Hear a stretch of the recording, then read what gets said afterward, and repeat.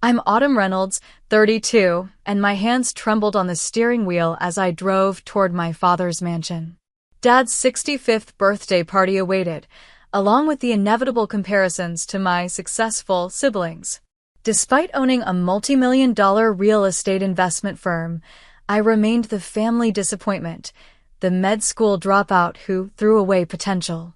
Little did they know I had financially surpassed them all years ago. Tonight was supposed to be more family humiliation, but when my phone rang during Dad's speech, everything changed forever. Before I dive into what happened, where are you watching from today? Drop your location in the comments, hit that like button, and subscribe to join our community of survivors who've learned to redefine success on their own terms. Growing up in the Reynolds household meant living under constant pressure. My father, Richard Reynolds, wasn't just any surgeon. He was chief of cardiothoracic surgery at Boston Memorial, with a reputation that preceded him at every country club and charity gala. His patients included politicians and celebrities, and his research had been published in every major medical journal. Dad expected nothing less than excellence from his children. My mother, Elizabeth, complemented his ambition perfectly. A former debutante from a good family, she traded her dreams of becoming a concert pianist to be the perfect surgeon's wife. She ran our home like a military operation. Appearances were everything, failures were hidden, and success was the only acceptable outcome. Then there was my sister Heather, 3 years older and the golden child in every sense. Straight-A student, homecoming queen, and eventually a dermatologist married to James, an orthopedic surgeon. By 32, she had 2 perfect children, a house in Beacon Hill, and my parents' unwavering approval. She'd followed the Reynolds family playbook to the letter. My brother Tyler, 1 year younger than me, was the athletic star turned corporate lawyer. Captain of the lacrosse team at Princeton before Harvard Law, he married Rebecca, a pediatrician, and made partner at his firm by 30. They had a son in private school and a summer home in the Hamptons. Another success story by my parents' definition. And then there was me. I'd been a good student. Not brilliant like Heather, but good enough to get into Boston University School of Medicine. My parents had been satisfied, if not ecstatic. I was on track, following the expected path, even if I wasn't the standout. Until my second year of med school, when everything changed. You're doing what? My father had roared when I told him I was dropping out. We were standing in his wood-paneled study, the same room where he'd given me my first stethoscope on my 10th birthday. I'm leaving med school, I repeated, trying to keep my voice steady. I've discovered something I'm passionate about. Real estate investment. Real estate, he'd said the words like they tasted foul. You're throwing away a medical career to become what? A landlord? It's more than that, Dad. I've been studying market trends and... Studying? Instead of your anatomy textbooks? This is what we paid for. My mother had entered the room, face pinched with disappointment. I'll pay you back every cent, I promised. It's not about the money, Autumn, my father said, though we both knew that wasn't entirely true. It's about wasting your potential. About embarrassing this family. That night marked the beginning of my exile. I moved out the next day, using my remaining tuition money as startup capital. I rented a tiny studio apartment and took a job as an administrative assistant at a real estate office while building my knowledge and savings. For 2 years, I worked 80-hour weeks, saved every penny, and studied the market obsessively. I got my real estate license, then started flipping small properties. My first major success came when I spotted a foreclosure opportunity in an up-and-coming neighborhood. I scraped together a down payment, renovated the building myself during nights and weekends, and sold it for a $78,000 profit 6 months later. That became my blueprint. Buy distressed properties, renovate efficiently, sell for profit. I reinvested everything. By 27, I had enough capital to start Reynolds Capital Investment Group, focusing on larger commercial properties and loan acquisitions from banks looking to offload debt. Through it all, my family remained unimpressed. When I tried to share my first six-figure deal at Christmas dinner 4 years ago, my mother interrupted with, "That's nice, dear. Heather, tell everyone about your new beach house." The irony was delicious, though painful. My family had no idea that my little apartment business had grown into a $50 million enterprise with 28 employees. They didn't know I owned a penthouse downtown and drove a Tesla, which I always parked around the corner when visiting them. And they certainly didn't know that my company had begun purchasing debt portfolios from banks, including loans against properties I would later discover were connected to my own family. Yet despite my success, a part of me still craved their validation. Some wounded piece of my heart still hoped that one day they would see me, really see me, and be proud.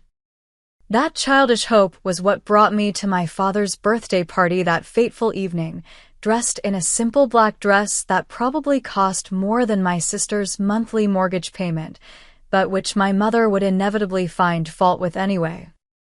I pulled my Tesla into the circular driveway of my parents' Georgian colonial home, parking behind a row of luxury vehicles, Heather's Range Rover, Tyler's BMW, my father's Jaguar. Taking a deep breath, I checked my reflection in the rearview mirror. My chestnut hair fell in loose waves past my shoulders, my makeup was subtle but flawless, and the diamond studs in my ears caught the early evening light. Still, I knew my mother would find something to criticize. Should I mention my company's recent acquisition of a downtown office complex? Should I casually drop that I'd been profiled in Boston Business Monthly as one of 40 under 40 to watch? No. I'd tried that approach before, and it had only led to dismissive comments and changed subjects. Tonight, I decided I would simply observe. No defending, no explaining, no seeking approval. The front door opened before I could ring the bell. My mother stood there, elegant in a navy blue dress, pearl necklace gleaming against her tan skin. "Autumn, you're late," she said instead of hello, her eyes immediately scanning my appearance. "And couldn't you have done something more with your hair? It's your father's birthday, not a casual Friday at your little office." "Hello to you too, Mom," I said, leaning in to kiss her cheek. The traffic was terrible. I brought Dad's favorite whiskey. I handed her the carefully wrapped bottle of 30-year-old Macallan that had cost nearly $1,000. She said, examining the package.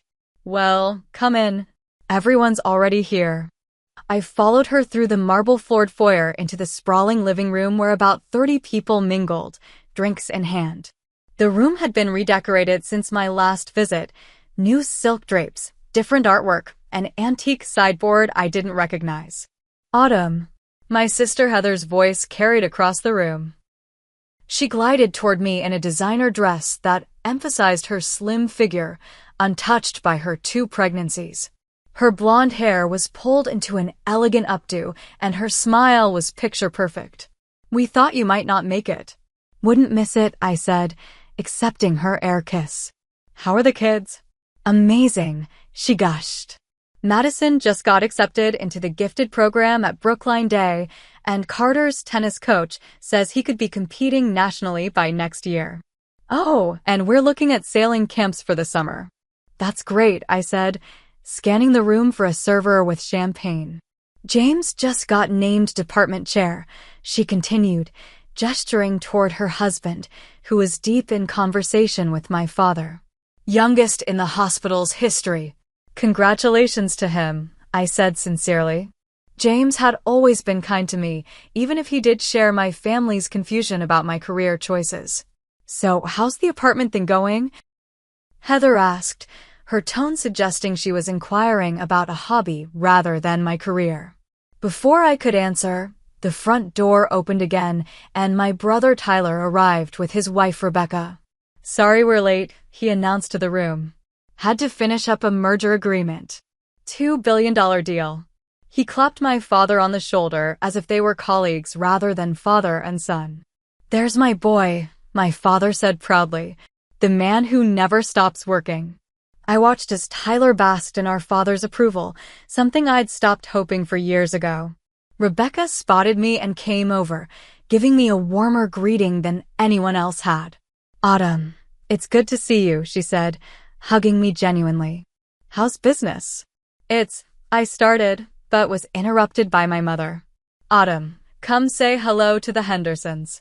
You remember Dr. Henderson from the hospital board?" As she pulled me away, I caught snippets of conversation from nearby guests. "Richard's youngest, yes. Dropped out of medical school, such a shame. Does something with apartments, I think. Pretty girl, but such a waste of potential." Each comment stung, but I maintained my composure, smiling and nodding as my mother paraded me in front of family friends, introducing me with the bare minimum of information while elaborating on Heather and Tyler's accomplishments. My father finally approached, drink in hand. "Autumn," he said with a nod, his expression neutral. "Glad you could make it." "Happy birthday, Dad," I said, trying to ignore the fact that he'd given Heather a bear hug and Tyler a proud handshake. "You look well." "Can't complain," he said, then immediately turned as someone called his name. "Excuse me, Senator Wilson is here." And just like that, I was alone again, an outsider at my own family gathering. I grabbed a glass of champagne from a passing server and positioned myself near the windows, watching the social dynamics play out before me. My father held court near the fireplace, my mother flitted between guests ensuring everyone was attended to, and my siblings moved through the crowd receiving congratulations for their various accomplishments. I stood straight, smiled when appropriate, and reminded myself that my worth wasn't determined by these people's opinions of me. Still, old wounds ran deep, and each dismissal, each oversight felt like salt being rubbed into them. A distant cousin approached, martini in hand. "Autumn, right? I heard you're in real estate." "That's right," I said, bracing for the usual dismissal. "Flipping houses and such?" "My neighbor's son does that. Makes decent money for someone without a degree." I had an MBA from Boston University, completed at night while building my business, but I didn't bother correcting him. What was the point? "Dinner is served," announced the caterer, saving me from further conversation. As everyone moved toward the dining room, I took a deep breath and prepared for the next phase of the evening, seated directly across from my achievements and reminded, with every toast and conversation, that I would never quite measure up. The dining room was immaculate, as always. The antique mahogany table gleamed under the crystal chandelier, set with my mother's best china, sterling silver, and crystal glasses. Name cards marked each place. I noticed immediately that I was seated at the far end of the table, while Heather and Tyler flanked my father at the head. Typical, I thought, taking my assigned seat between my mother's second cousin and one of my father's golf buddies. I was literally and figuratively as far from the center of family attention as possible. Servers poured wine and brought out the first course, a lobster bisque that my father particularly loved. He stood, raising his glass. "Thank you all for coming to celebrate with me tonight," he began, his surgeon's voice carrying effortlessly across the table. At 65, a man reflects on his legacy. I've been fortunate in my career, but nothing makes me prouder than my family. His gaze lingered on Heather and Tyler, barely skimming over me. "To many more years of health, success, and family," he concluded, as everyone raised their glasses. Then began the parade of toasts. Heather stood first, her wine glass delicately poised. "To the man who taught me what excellence looks like," she said. "Dad, your dedication to your patients inspired my own medical career, and your example as a parent guides me every day with Madison and Carter. James and I are so grateful for your mentorship in both our medical practices and in life." Applause followed, with my father beaming proudly. Tyler stood next. "To the man who showed me that hard work and intelligence can move mountains," he said. "From teaching me to throw a baseball to guiding me through my first merger, you've been my North Star, Dad. Rebecca and I hope to give Zachary the same strong foundation you gave us." More enthusiastic applause. My mother dabbed at her eyes. Several family friends offered toasts, each highlighting some aspect of my father's illustrious career or personal generosity. Finally, there was an expectant pause, and all eyes turned to me. I stood, wine glass in hand, stomach clenching. To my father, I began carefully. Your drive and determination have always been an inspiration. Happy birthday, Dad. Short, sincere, and safe. I sat down quickly, aware that my toast lacked the emotional punch of my siblings. My mother filled the awkward silence. Autumn, dear, we never hear about your personal life. Are you seeing anyone special? And just like that, my professional identity was erased, reduced to my relationship status. Before I could answer, my father launched into a discussion about his recent investments. I've just acquired a new medical office building downtown, he announced. Prime location, near the hospital.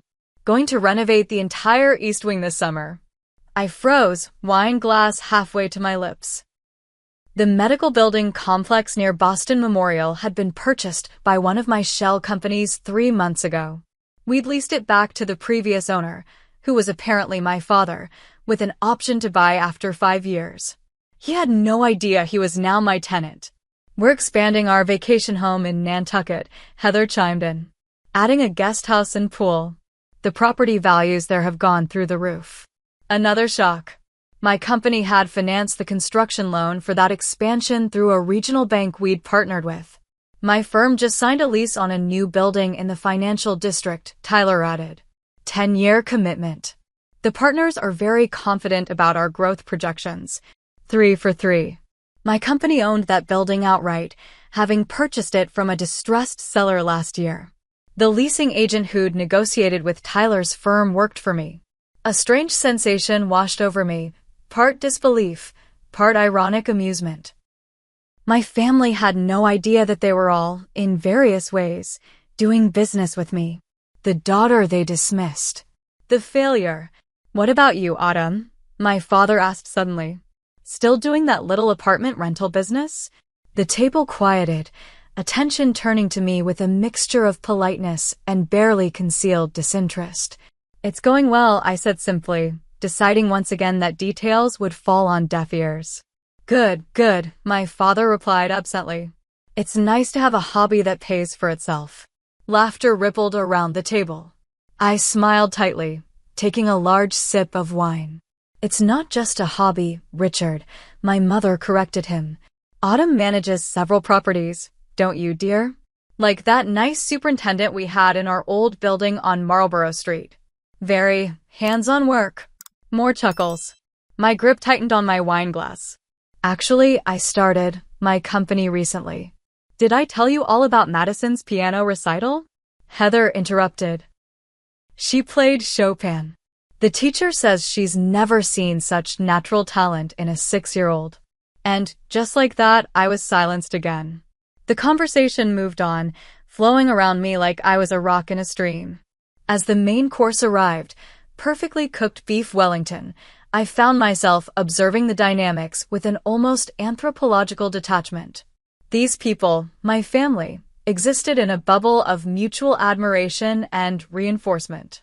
Doctors, lawyers, the occasional investment banker or professor.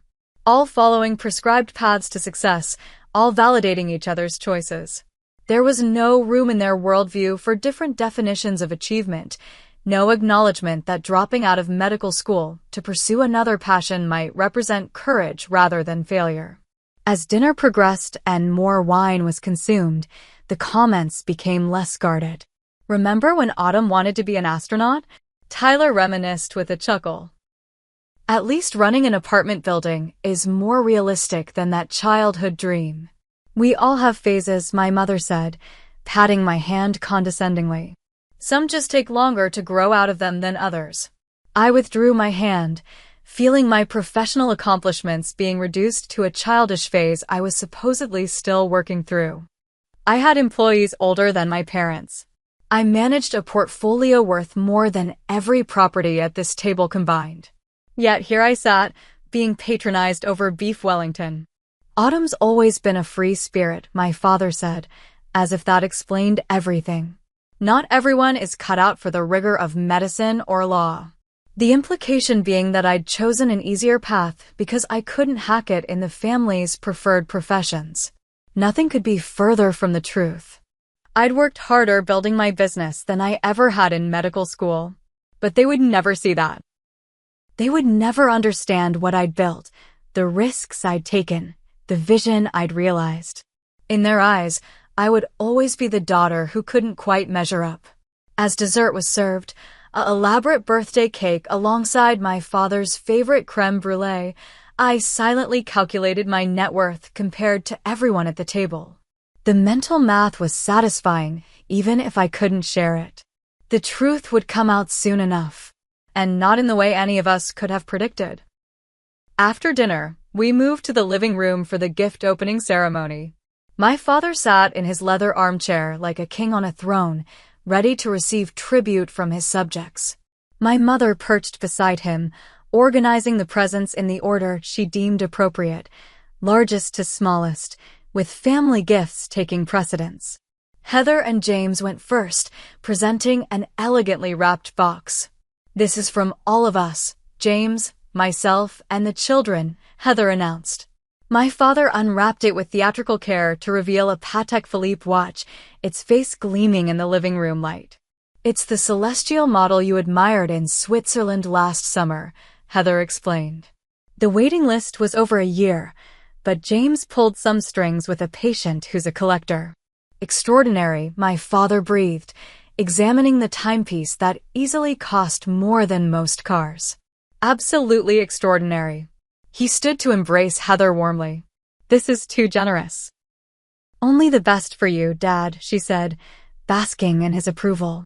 Tyler and Rebecca presented next, a first edition signed copy of my father's favorite medical text, once owned by a Nobel Prize-winning physician.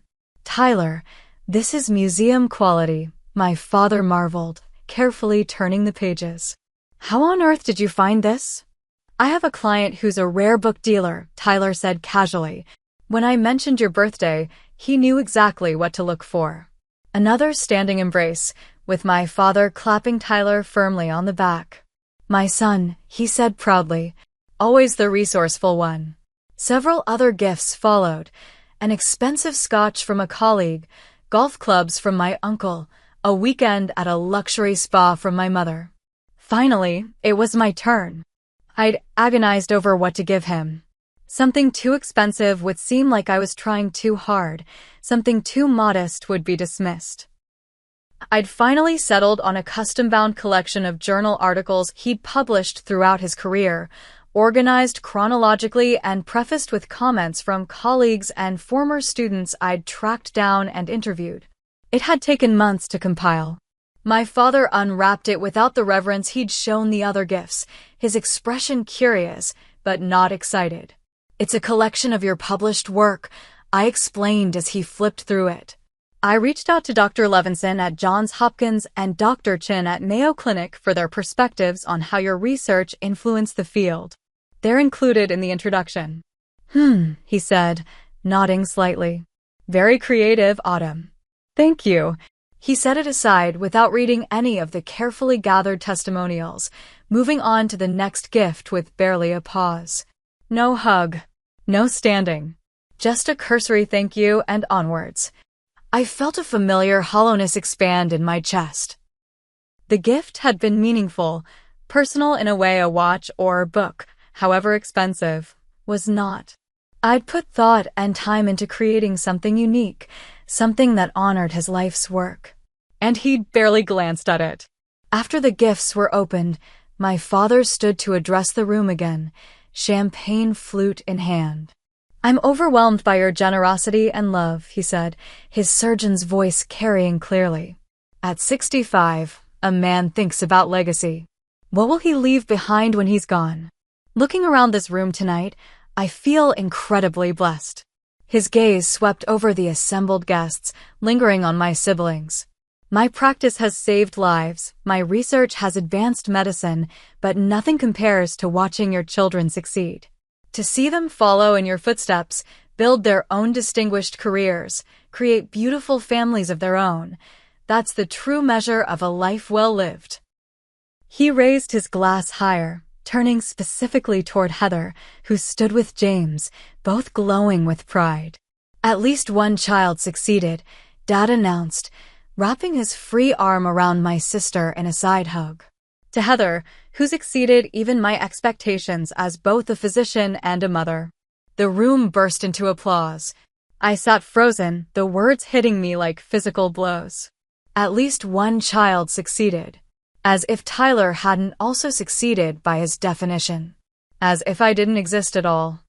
I felt every eye in the room dart uncomfortable glances my way, then quickly away. The elephant in the room acknowledged at last. The failure. The disappointment. The child who hadn't measured up. My cheeks burned. My hands trembled slightly against my knees. The familiar mixture of humiliation, rage, and hurt bubbled up inside me, threatening to overflow. In that moment, I wanted to stand up and scream the truth at all of them. To force them to acknowledge what I'd built, who I'd become without their support or belief. 20 years of dismissal condensed into one cruel, public statement. I stood abruptly, needing air, needing escape. Just as I turned to leave, my phone rang loudly in my purse. Under normal circumstances, I would have silenced it immediately, but in my rattled state, I fumbled for it, glancing at the screen automatically. Miranda, my executive assistant. She never called after hours unless it was urgent. "Excuse me," I mumbled to no one in particular, stepping toward the hallway. Behind me, I heard my father's disapproving sigh. "Really, Autumn?" During a toast. I ignored him, answering the call as I stepped into the relative privacy of the foyer. "Miranda, what is it?" I asked quietly. "I'm so sorry to bother you during your family event," Ms. Reynolds, Miranda said, her voice professionally crisp. "But we have an urgent situation with the Adams Street portfolio." The Adams Street portfolio. A collection of loans we'd purchased from First National Bank 3 months ago. Something clicked in my mind. "What about it?" I asked, a strange suspicion forming. "We've completed the audit you requested, and there's a concerning pattern with several of the loans. Multiple properties are significantly behind on payments, and according to our new risk assessment protocols, we should initiate foreclosure proceedings immediately." "Which properties specifically?" I asked, my heart beginning to race. "Let me pull up the file," Miranda said. I heard keyboard clicks. The largest is a medical office complex near Boston Memorial Hospital. Owner is Reynolds Medical Properties, LLC. Then there's a residential property in Nantucket, owner listed as Heather Reynolds Hamilton. A commercial building in the financial district leased to Barnett, Reynolds and Walsh Law Offices. And a retail space on Newberry Street, Elegant Interiors, LLC, registered to Elizabeth Reynolds. The blood drained from my face. Every single problem property in the portfolio belonged to my family. My company owned the debt on my father's medical building, my sister's vacation home, my brother's law office, and my mother's interior design boutique. "Ms. Reynolds? Are you still there?" Miranda asked. "Yes, I managed. And the payment status?" "All 3 months behind. We've sent the standard notices, but no response. As per company policy, we should move to foreclose. The total outstanding debt is just over $12 million. Should I instruct legal to begin proceedings?" $12 million. My family owed my company $12 million.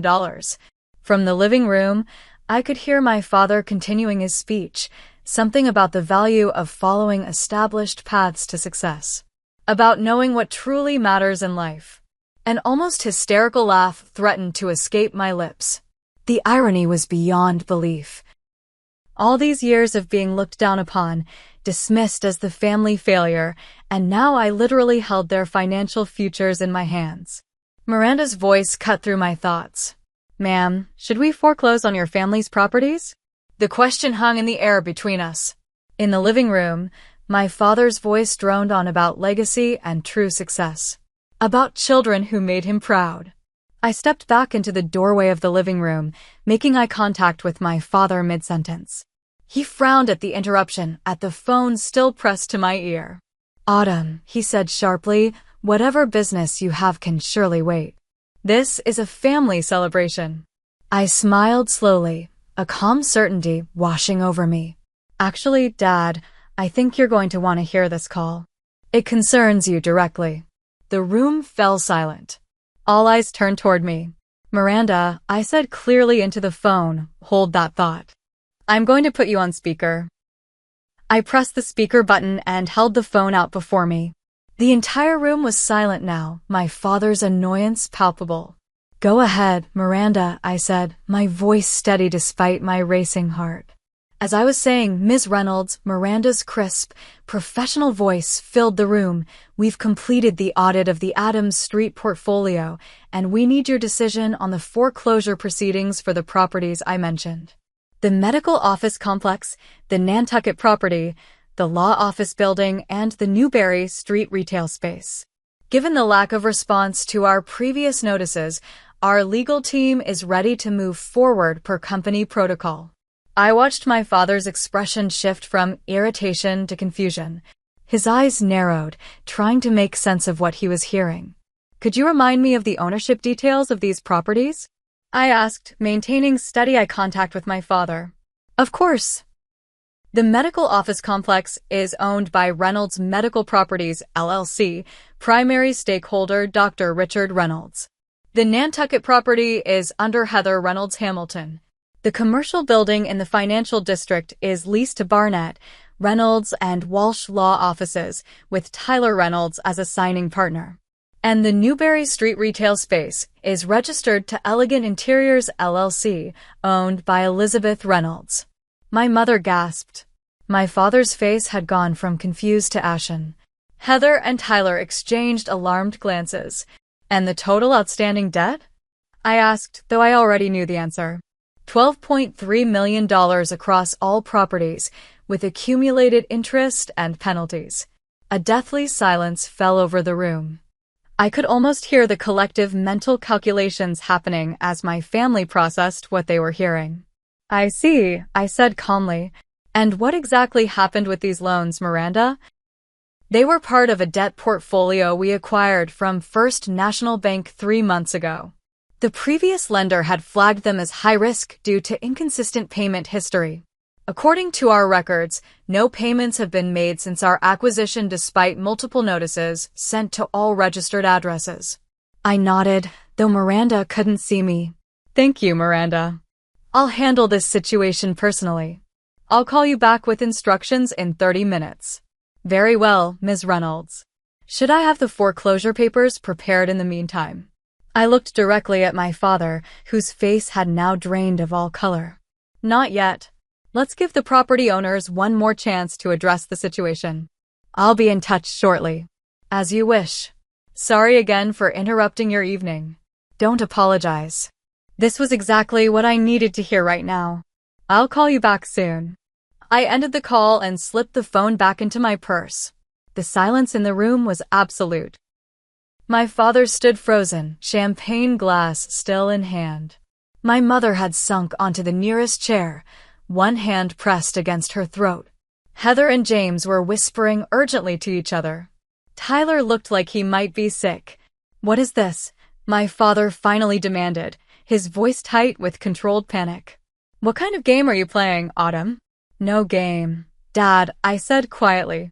Just business. My business. The one you've been dismissing for the past decade. Your business, he repeated incredulously. What are you talking about? Reynolds Capital Investment Group, I said clearly. My company. We acquire distressed debt, commercial properties, and manage a real estate portfolio currently valued at just over $50 million. And it appears we now hold the loans on your medical building, Heather's vacation home, Tyler's law office, and Mom's boutique. That's impossible, my father scoffed, though his voice lacked conviction. You run a small property management company. You rent apartments. That was 10 years ago, Dad. Things have changed. I've changed. My company has 28 employees and offices downtown.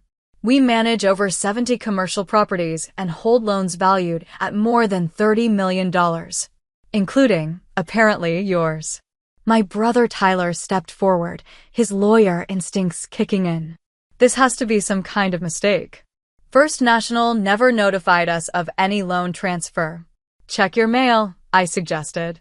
Miranda mentioned multiple notices sent to all registered addresses. Probably those letters you all thought were just routine bank correspondence and never opened. You can't just swoop in and threaten foreclosure, Tyler argued, his face flushing. There are laws, procedures. I'm well aware of the laws, Tyler.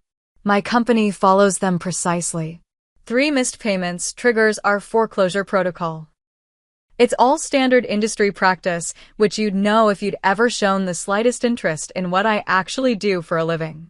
My mother had begun to cry silently, dabbing at her eyes with a cocktail napkin.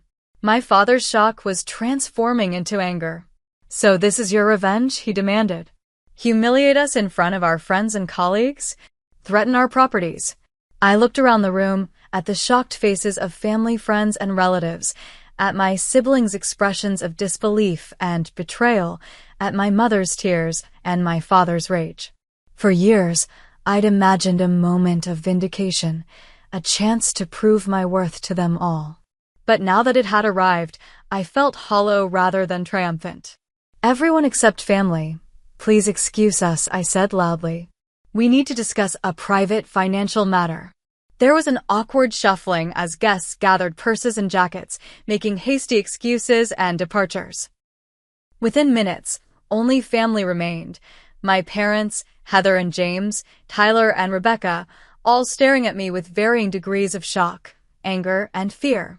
Explain yourself, my father demanded once we were alone. How did you end up with our loans? I didn't know they were yours, I said honestly.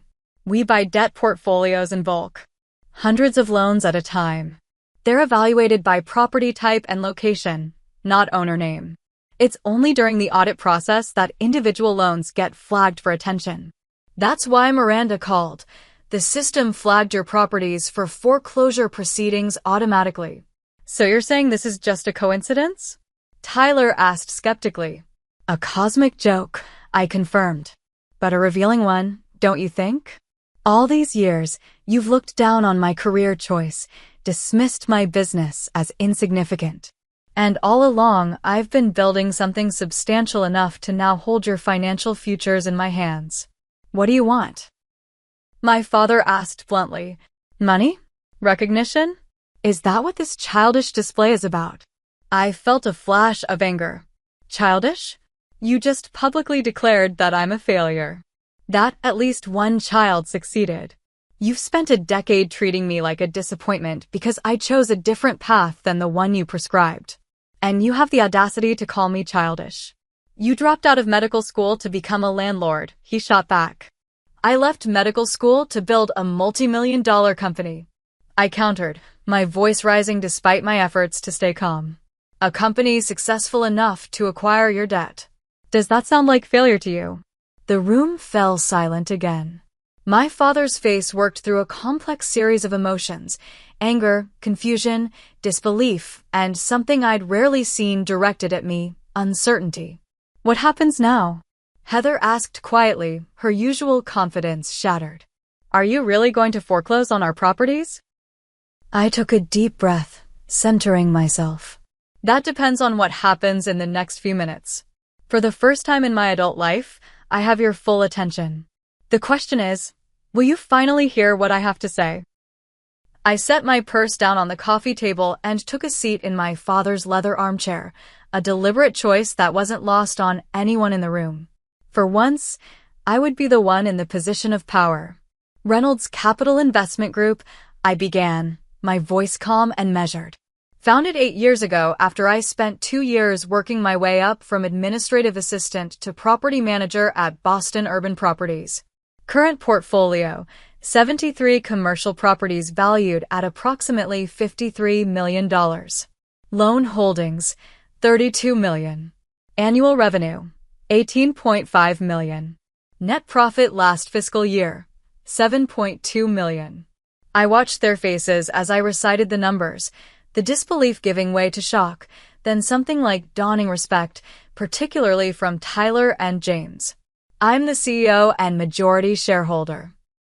I have 28 employees, including a CFO who previously worked at Goldman Sachs, a legal team led by a former partner at Kirkland & Ellis, and a property acquisition specialist who turned down an offer from Blackstone to work with me. My father remained standing, his champagne glass now empty in his white-knuckled grip. If this is true, it's true, I cut him off. Every word. I can show you the company financials right now. I reached for my phone again, pulling up our latest quarterly report. Would you like to see the documentation proving I own the company that holds the loans on your properties? Or perhaps the deed to my penthouse on Boylston Street? Or maybe the title to my Tesla parked outside? I handed my phone to my father, who took it reluctantly. He scrolled through the financial statements, his surgeon's hands trembling slightly. My mother peered over his shoulder, her expression shifting from disbelief to bewilderment. This can't be right, she murmured. All this time, I confirmed. While you were dismissing my little apartment business, I was building an empire. One property at a time. One deal at a time. Without your support, without your approval, without your belief in me. My father handed the phone back, his face unreadable. Why didn't you tell us? I tried, I said simply. Every Christmas, every birthday, every family dinner. I tried to share my successes, my milestones. You weren't interested. You changed the subject. You talked over me. You asked about my love life instead. Heather stepped forward, her perfect makeup now smudged from worried tears. Autumn, please, our home in Nantucket. We've put everything into the renovation. The children love it there. My office building, Tyler added urgently. The firm is leveraged on that lease. If we lose it, I could lose my partnership. My mother simply sat, shell-shocked.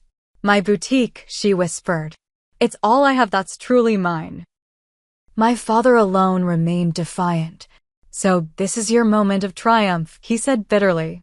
You'll destroy your family's financial security to prove a point. Is that it? That's not what I want, I said quietly. Then what do you want, he demanded. What I've always wanted, I replied, meeting his gaze steadily. Respect. Recognition. A place at this family table that doesn't come with constant reminders of how I've disappointed you. I stood, walking to the mantelpiece where family photos were displayed. Heather's wedding. Tyler's law school graduation. My parents' anniversary cruise. None of me since high school. For 10 years, I've been working to prove myself worthy of being a Reynolds, I continued. But no achievement was ever enough. No success ever measured up. Because I didn't follow your prescribed path. I didn't become a doctor. I chose my own way. Business is different from medicine, my father said stubbornly. Anyone can get lucky in real estate. I laughed without humor. Luck? You think building a $50 million company from scratch is luck? You think working 80-hour weeks for years is luck? You think strategic property acquisition and portfolio management is luck? Richard, my mother said softly, placing a hand on his arm. I think we need to listen. For once, my father fell silent. I don't want to foreclose on your properties, I said clearly. That was never my goal.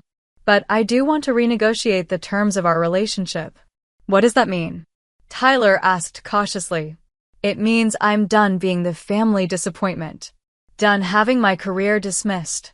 Done being treated as less than. From now on, I expect the same respect you give each other. The same interest in my work that you show in Heather's medical practice or Tyler's legal career. I turned back to face them all. As for the loans, they'll be restructured. Fair terms, reasonable interest rates, proper payment schedules. No preferential treatment, but no punitive measures either. Just clean, professional business arrangements. You'd do that? Heather asked, hope creeping into her voice. I'm a businesswoman, not a monster, I replied. Despite what you all might think of me. My father had sunk into a chair, looking suddenly older than his 65 years. All this time, he murmured, echoing my mother. All this time, we thought. You thought what you wanted to think. I finished for him. You saw what you expected to see. The dropout. The disappointment. The failure. I retrieved my phone and pulled up a photo, my downtown office building with the company name displayed prominently on the side. I passed it to him. This is what I built while you weren't looking, I said quietly. This is who I am. He stared at the image for a long moment before passing it to my mother, whose eyes widened in recognition. That's the building on Congress Street, she said. The one with the glass atrium. You own that. My company headquarters, I confirmed. I pass your boutique every day on my way to work. I've seen you through the window arranging displays. I've wanted to come in so many times, to show you my office, to invite you to see what I've built. But I was afraid of more dismissal, more disappointment. For the first time in my adult life, I saw something shift in my mother's expression, a recognition, perhaps, of the daughter she'd failed to see. I had no idea, she whispered. None of you did, I agreed. Because you decided 10 years ago who I was and what I was capable of. You never bothered to reconsider that assessment, no matter how many times I tried to show you otherwise. My father looked up, his expression complex. Your gift, he said suddenly. The book of my published works. I nodded. It took months to compile. I contacted colleagues you haven't spoken to in years. I had everything professionally bound. I thought it might finally be something that would make you see me, really see me. The effort, the thought, the business connections I used to track down those people. And I barely looked at it, he acknowledged, a note of shame in his voice. You never look, I said simply. None of you do. The room fell silent again, but it was a different quality of silence, reflective rather than shocked, contemplative rather than fearful. What happens now? Tyler finally asked. I straightened my shoulders. Now we start over. As equals. As adults who respect each other's choices and achievements. Or we don't. That's up to you. I reached for my purse. I'll call Miranda and instruct her to hold any foreclosure proceedings for 30 days. That gives us time to restructure the loans properly. After that, it's business as usual, with one difference. What difference? Heather asked. I smiled slightly. From now on, you'll know exactly who you're doing business with. The days following my father's birthday party were strangely quiet. No angry phone calls, no family emergency meeting, no legal threats from Tyler. Just silence, which, from the Reynolds family, was unprecedented. I kept my word, instructing Miranda to pause any foreclosure proceedings while our legal team prepared restructuring agreements for each property. Standard terms, fair interest rates, reasonable payment schedules. Business, not personal. On the fourth day, my office phone rang. My father's name flashed on the caller ID. Autumn Reynolds, I answered professionally. A pause. This is quite an office building you have, he said finally. The security guard almost didn't let me up. My heart skipped. You're here? Now. In the lobby. If you have time. 10 minutes later, my father walked into my corner office, taking in the floor-to-ceiling windows, the modern furniture, the spectacular view of Boston Harbor. He looked out of place in his surgeon's formality, but his expression held none of the dismissiveness I'd come to expect. Chief of Cardiothoracic Surgery visits the CEO of Reynolds Capital, I said, gesturing to the sitting area. To what do I owe the honor? He sat carefully on the edge of a leather chair. I've been doing a lot of thinking and research. He placed a folder on the coffee table between us. Articles about you in Boston Business Monthly. Your profile in Entrepreneur. The Commercial Real Estate Awards from last year. I remained silent, letting him continue. You were right, he said, the words clearly difficult for him. We decided who you were 10 years ago and never bothered to look again. Never bothered to listen. No, I agreed quietly. You didn't. He opened the folder and removed a document. I had my attorney review the loan restructuring your company sent over. It's fair. More than fair, actually. We're not in the business of punitive terms, I said. Contrary to what you might think, I don't want to hurt my family. I just want to be seen. He nodded slowly. I'm seeing now. Late, but I'm seeing. He hesitated, then added, Your mother visited your website. Spent hours going through the property portfolio, the executive team profiles. She cried when she saw your accomplishments listed. I felt a tightness in my throat. And Heather? Tyler. In shock, mostly. Tyler's impressed by the legal structure of your company. Heather doesn't quite know what to make of it all. Her world is medicine. Success to her has always had a very specific definition. I understood that all too well. I came to invite you to dinner, he continued. Just you and me. There's a lot I need to understand about what you've built, if you're willing to explain it to me. It wasn't an apology, not directly. But from my father, this gesture was seismic. I'd like that, I said simply. The dinner that night was awkward at first, decades of misunderstanding, creating a barrier between us. But as I began to explain my business model, the strategic acquisitions, the market analysis that guided our investments, I saw something new in my father's eyes. Professional respect. You approach real estate the way I approach surgery, he observed over dessert. Methodical. Evidence-based. Calculated risk. Different fields, similar principles, I agreed. He hesitated, then asked, Are you happy, Autumn? In this work? The question caught me off guard. He'd never asked about my happiness before, only my accomplishments or lack thereof. Yes, I said after a moment. I love what I do. The challenge, the strategy, the tangible results. Creating something from nothing. I met his gaze directly. The way you must feel when you repair a damaged heart. Something passed between us then, a recognition, perhaps, of shared DNA after all. Different expressions of the same drive. I was wrong, he said finally, the words clearly foreign to him. About your choices. About your capabilities. I was wrong, and I'm sorry. The apology hung in the air between us, imperfect, long overdue, but sincere. Thank you, I said quietly. That means more than you know. The following Sunday, my mother invited me to brunch, just the two of us.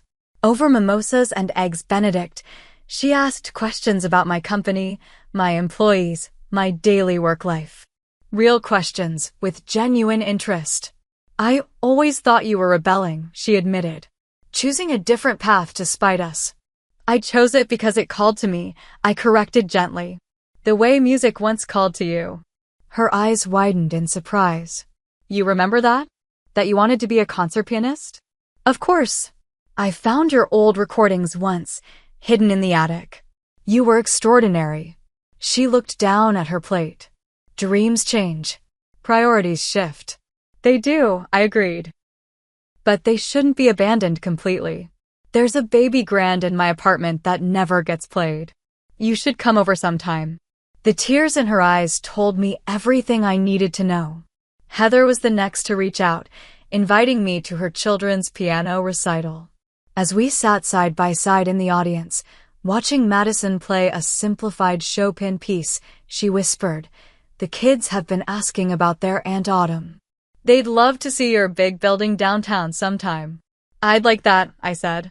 Maybe they'd enjoy seeing how real estate works. Property evaluations, investment calculations.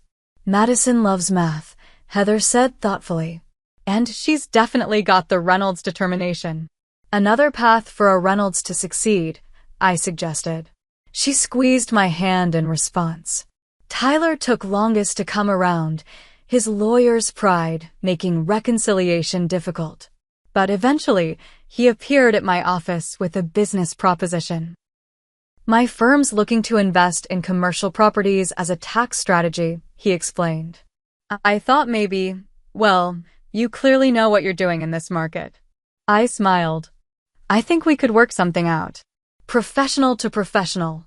Over the following months, we established a new family dynamic. My parents' medical building loan was restructured with terms that respected both our positions. Heather and James refinanced their Nantucket property through conventional channels, with my company providing consultation on maximizing the property's value. Tyler's firm and my company established a legitimate business relationship based on mutual benefit rather than obligation.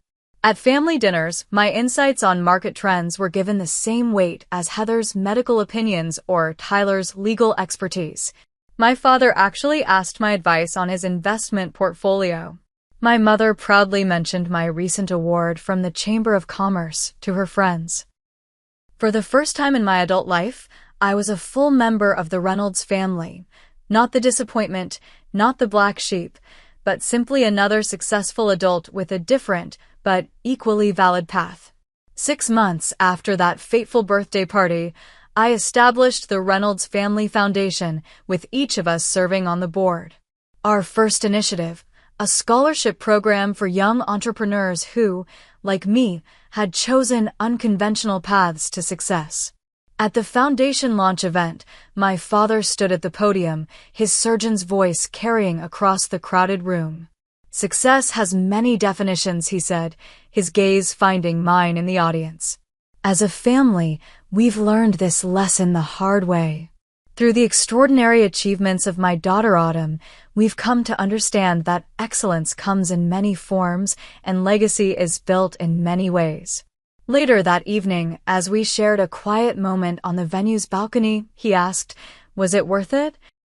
All those years of being misunderstood? Of building something remarkable while we failed to see it?" I considered the question carefully before answering. "I built my company for myself, not for your approval," I said finally. "But having your respect now doesn't diminish the achievement. It just makes the success sweeter." He nodded slowly. "I wish I'd seen it sooner." "So do I admitted.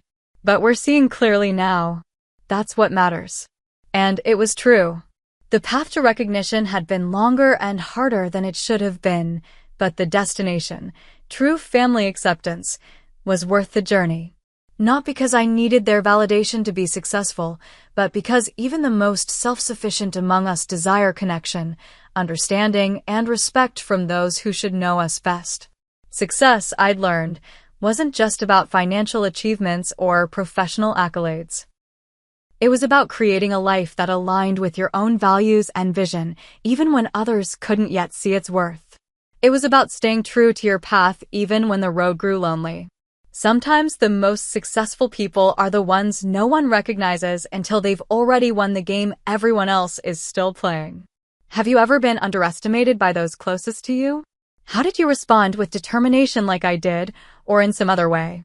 Share your story in the comments below. And if this resonated with you, please like this video, subscribe to our channel, and share with someone who might need to hear that success comes in many forms. Thank you for being part of this journey, and remember, the only validation that truly matters is the one you give yourself. I'm Hazel, 29, and I still remember the silence that fell over the dining room that night. 20 pairs of eyes watched as my mother-in-law Eleanor announced the family's Maldives vacation, then looked directly at me. "A coffee girl like you wouldn't belong in luxury," she smirked, sliding the invitation envelopes across the table to everyone but me. The humiliation burned through my body as my husband Nathan weakly protested.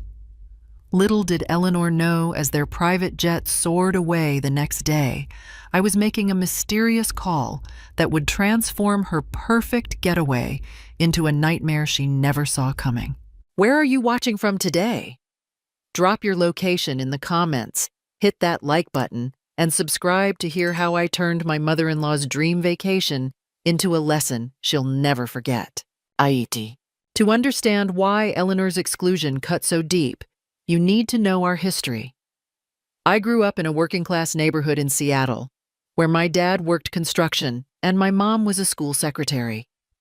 We lived paycheck to paycheck, but my parents emphasized education as my ticket to a better life. When I got accepted to the University of Washington, they were ecstatic, even though we all knew they couldn't afford the tuition. That's how the Daily Grind coffee shop became my second home.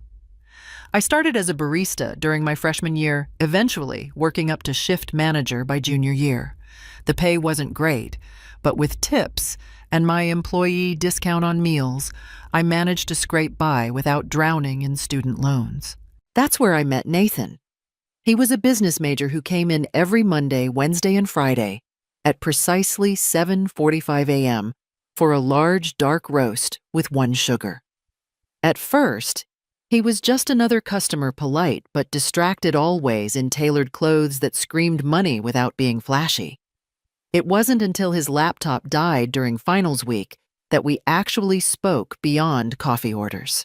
"Do you mind if I plug in here?" he asked, gesturing to the outlet behind the counter. I should have just directed him to the public outlets, but we weren't busy, and he looked desperate. "Sure, but you'll have to stand here. Want another coffee while you wait?" 2 hours later, we were still talking.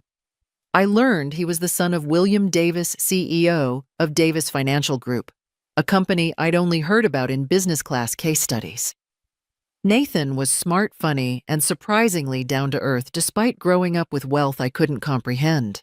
Our relationship developed slowly. Coffee shop conversations turned into study dates, which evolved into real dates.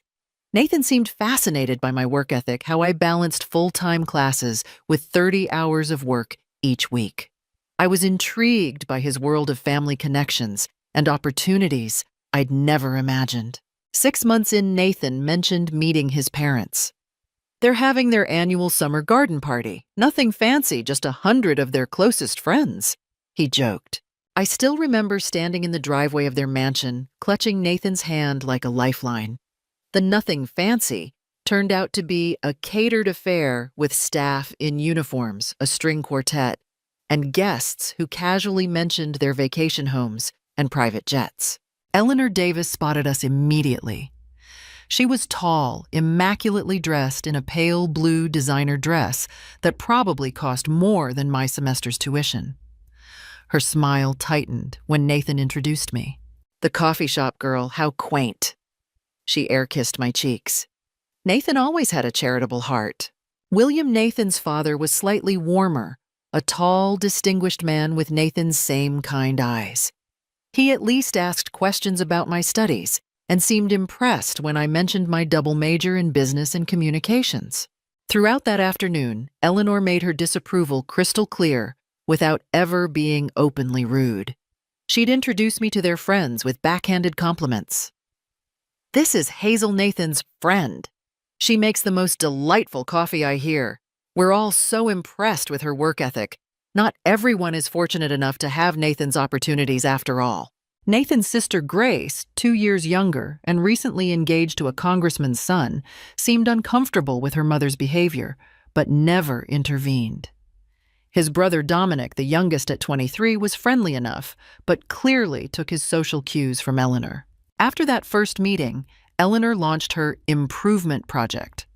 She'd send articles about etiquette, suggest boutiques where I could find more appropriate attire, and offer helpful tips on everything from my hairstyle to my table manners. "Just trying to help you fit in, darling," she'd say with that thin smile. Nathan noticed my discomfort but minimized it. "Mom's just old-fashioned. She'll warm up once she gets to know you." She didn't. When Nathan proposed after 2 years together, Eleanor's response was, "Are you absolutely certain, darling? There are so many suitable girls from good families." The wedding planning became Eleanor's battlefield. She pushed for venues I couldn't afford, guest lists filled with people I'd never met, and traditions I didn't understand. When I suggested a simple ceremony at my family's church, she laughed. "Oh, Hazel Nathan is a Davis.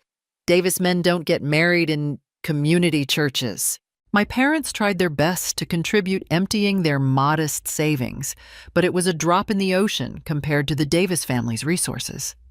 In the end, we had the lavish wedding Eleanor wanted, where my family and friends looked out of place among the social elite. During the reception, I overheard Eleanor telling her friends, "Well, it's not what I envisioned for my son, but perhaps she'll grow into the role." Nathan always did have a rescue complex. The first 2 years of marriage followed the same pattern. Eleanor hosted Sunday dinners, where she'd remind everyone of my background with subtle digs. Hazel, darling, the fish knife goes on the outside, but how would you know that growing up as you did, or Hazel made brownies for dessert? Isn't that sweet? So homey? Nathan's pattern was always the same, caught between his mother and me. He'd offer weak defenses that did nothing to change her behavior. Mom Hazel's brownies are amazing, he'd say without addressing the actual insult. I tried everything to win Eleanor over. I volunteered for her charity committees, accompanied her to gallery openings, even took an etiquette class secretly to avoid her corrections. Nothing worked. To Eleanor, I would always be the coffee shop girl who somehow tricked her son into marriage. Nathan was her golden child, the heir to the family business, the one who could do no wrong. Their relationship bordered on unhealthy, with Nathan calling her daily and seeking her approval on everything from business decisions to our home decor. After dozens of rejected olive branches, I finally settled into a pattern of polite distance with Eleanor. I attended family functions, smiled through her insults, and vented to my friend Stephanie afterward. Nathan interpreted this as progress. See, you two are getting along fine now. We weren't. Eleanor was just getting more creative with her undermining. The night everything changed was supposed to be a routine, monthly family dinner at the Davis mansion. These dinners were mandatory in Eleanor's eyes. Missing one would trigger weeks of passive-aggressive comments and wounded sighs. That evening, we gathered in the formal dining room.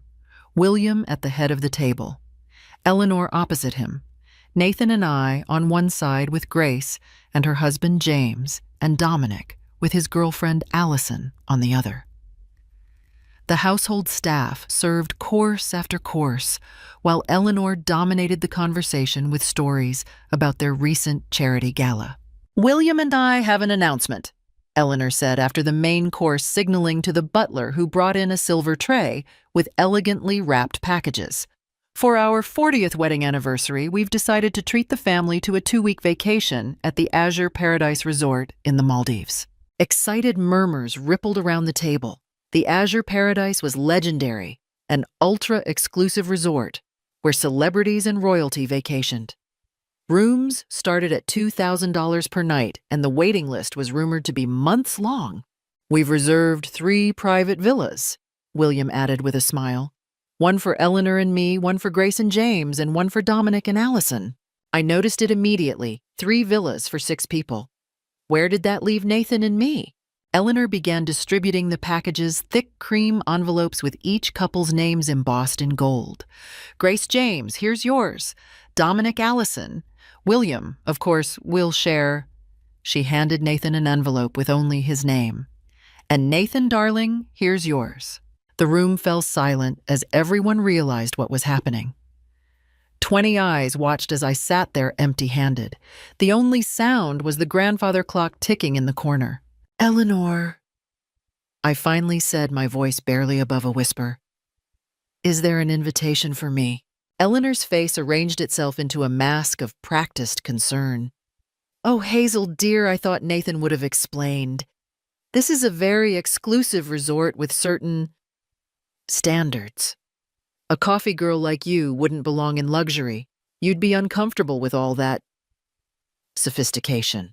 The words hit like a physical blow. The room temperature seemed to drop 20 degrees. Grace shifted uncomfortably in her seat, studying her lap. Dominic suddenly found his dessert fascinating. William cleared his throat, but said nothing. "Mom," Nathan said weakly, "that's not fair." Eleanor reached across to pat his hand. "Nathan, darling, I'm thinking of Hazel. She'd feel out of place among the type of people who stay there. The activities wouldn't interest her. The dress code alone would require an entirely new wardrobe." She smiled at me with fake sympathy, but I caught the triumphant smirk when Nathan failed to push back further. She'd won again. The rest of dinner passed in a blur. I barely tasted the chocolate soufflé, normally my favorite. When we finally escaped to our car, the silence between Nathan and me was deafening. "She didn't mean it the way it sounded," Nathan finally said as we pulled out of the driveway. "Mom's just worried you wouldn't enjoy yourself. Those resorts can be stuffy and formal." "She specifically called me a coffee girl who doesn't belong in luxury," I replied, staring out the window. in front of everyone, and you barely said anything. What was I supposed to do? Make a scene at dinner? You know how Mom gets. You could have insisted I come. You could have declined to go without me. You could have done literally anything other than accept the invitation. Come on, Hazel, it's the Maldives, and it's their anniversary gift. I can't just not go. So you're really going on this family vacation without me? Nathan sighed. It's only 2 weeks. I'll bring you back something nice. Maybe we can plan our own trip later. That night, I lay awake long after Nathan fell asleep. This wasn't just about a vacation. This was Eleanor making a statement Hazel doesn't belong in our world. And Nathan was letting her.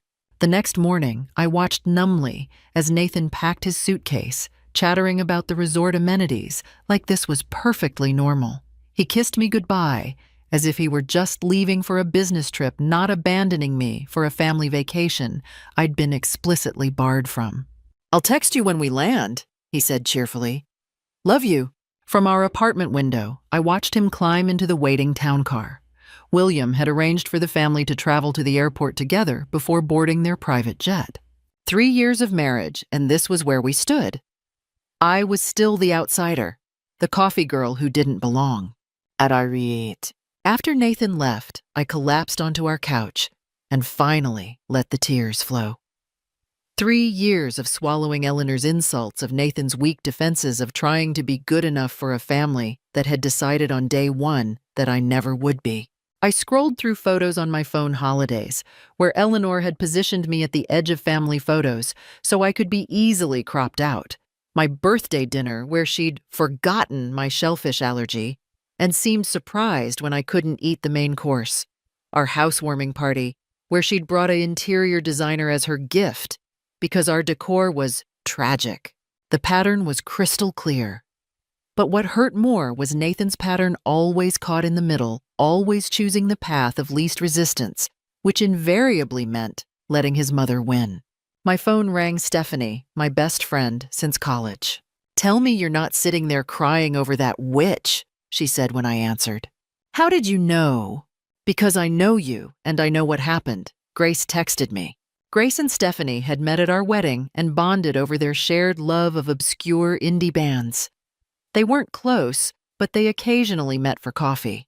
She said it was brutal, Stephanie continued, even for Eleanor. So what's the plan? Please tell me you're finally going to destroy her. There's no plan. What can I do? She's Nathan's mother. And you're Nathan's wife, a fact everyone seems to forget, including Nathan. You know I love you, but you've been taking her crap for too long. She wasn't wrong. I'd spent 3 years trying to earn Eleanor's approval, thinking eventually she'd see my worth. But that's not how people like Eleanor operate. In her mind, I would always be defined by where I came from, not who I was. I'm just so tired, I admitted. Then rest. But when you're done resting, remember you're not just the coffee girl. You never were. After we hung up, I wandered around our empty apartment.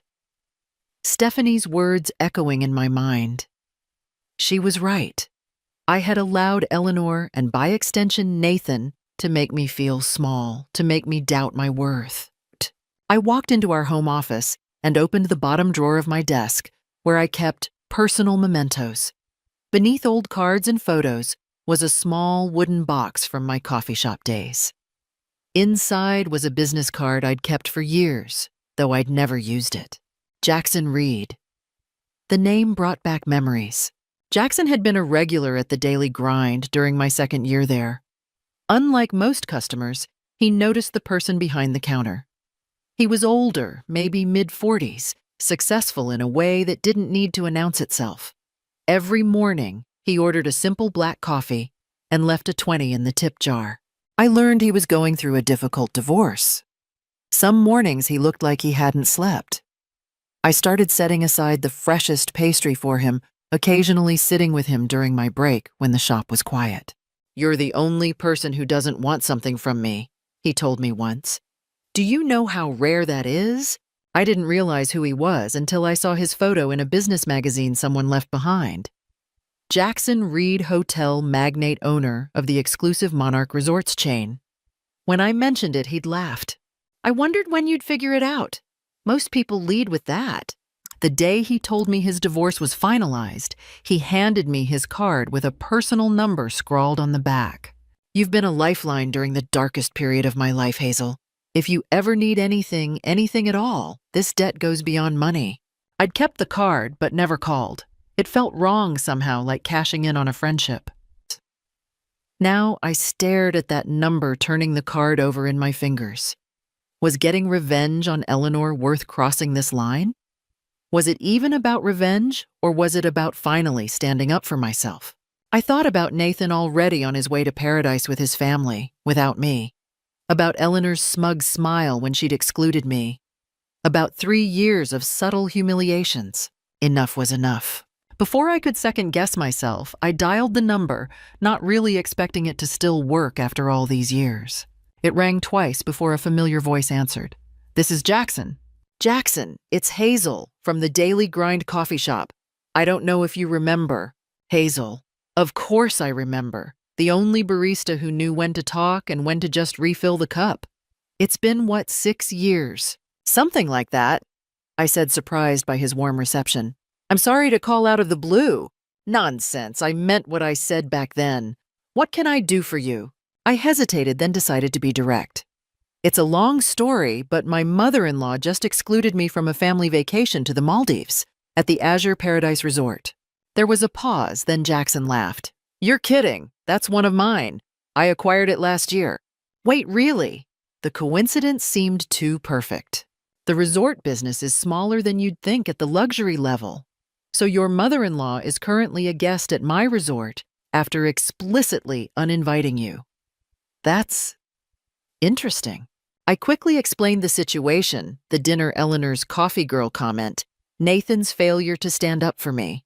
What exactly would you like me to do, Hazel? Jackson asked when I finished. His tone wasn't judgmental, just curious. I don't know, I admitted. Part of me wants to make her vacation miserable. Part of me just wants her to recognize that I'm a person worthy of basic respect. Revenge is overrated, Jackson said thoughtfully. But lessons can be valuable. What if instead of ruining her vacation, we give her a different kind of surprise? What did you have in mind? Why don't you join them? What I can't afford. Did you miss the part where I own the resort? Consider it my belated wedding gift. Besides, I think your mother-in-law could benefit from seeing you in a different context. I couldn't possibly. Hazel, Jackson interrupted. For 3 years, I came to your coffee shop because you were the only bright spot in my day. You remembered my name when I felt invisible. You saved me the corner table when I needed to work. You listened when no one else would. Let me do this. When he put it that way, how could I refuse? Okay, I said finally. But I have one condition. I don't want special treatment that ruins their vacation. I just want equal treatment. And maybe the chance to show Eleanor that I do belong despite what she thinks. I respect that, Jackson said. Though I can't promise the staff won't be a bit more attentive to you than to her. They tend to follow my lead on who deserves the VIP experience. By the time we hung up, a plan was in motion. Jackson's assistant would email me flight details within the hour. I would arrive at the resort 2 days after the family, giving Eleanor enough time to settle into her patterns before I disrupted them. As I began packing my suitcase, I realized I was smiling for the first time since that horrible dinner. This wasn't about revenge. This was about finally standing up for myself on my own terms. I spent the next 24 hours in a whirlwind of preparation. Jackson's assistant, Melissa, called to confirm my first-class flight and sent over a resort information package that included a dress code guide. Looking through my closet, I realized Eleanor might have been right about one thing: I didn't have the wardrobe for a place like the Azure Paradise. Stephanie came over to help, bringing armfuls of clothes from her own closet. Unlike me, she came from money and had the wardrobe to prove it. Consider it a loan, she insisted when I protested. Besides, you'll need ammunition for this battle, and looking fabulous is the best kind. We selected outfits for every possible occasion: elegant dinner dresses, casual but expensive-looking day wear, and a stunning swimsuit with a matching cover-up.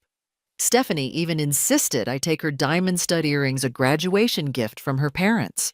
"Send me daily updates," she demanded as she left. "I want to know every detail of Eleanor's face when she sees you." The next morning, a sleek town car arrived to take me to the airport. The first-class experience was unlike anything I'd ever known, priority boarding champagne before takeoff, a seat that turned into a bed, and flight attendants who seemed genuinely concerned about my comfort. During the long flight, I alternated between excitement and anxiety. Was I doing the right thing? What would Nathan say? Would this make things better or worse? By the time we landed in Malé, the capital of the Maldives, I had almost talked myself out of the whole plan. Then I remembered Eleanor's smirk as she said, "Coffee girl," and my resolve hardened. A resort representative met me at the airport, a tall, elegant woman named Amara, who escorted me to a private speedboat. "Mr. Reed sends his personal regards," she said as we skimmed across the crystalline water toward a cluster of islands in the distance. "He has informed the management that you are to receive our highest level of service." The Azure Paradise Resort appeared on the horizon like a mirage, a collection of overwater bungalows extending from a lush green island. As we approached the private dock, I noticed a welcoming committee waiting unusual for a single guest, I assumed. A tall man in an impeccable suit stepped forward as I disembarked. "Ms. Hazel, welcome to Azure Paradise. I am Diego, the resort manager. Mr. Reed has told us all about you." "Thank you," I said, slightly overwhelmed by the reception. "I appreciate the welcome. It is our pleasure. If you'll allow me, I'd like to give you a brief tour before showing you to your villa." The resort was even more spectacular up close. Crystal clear water lapped at pristine beaches. Pathways wound through tropical gardens. Everywhere, staff members greeted me by name with warm smiles.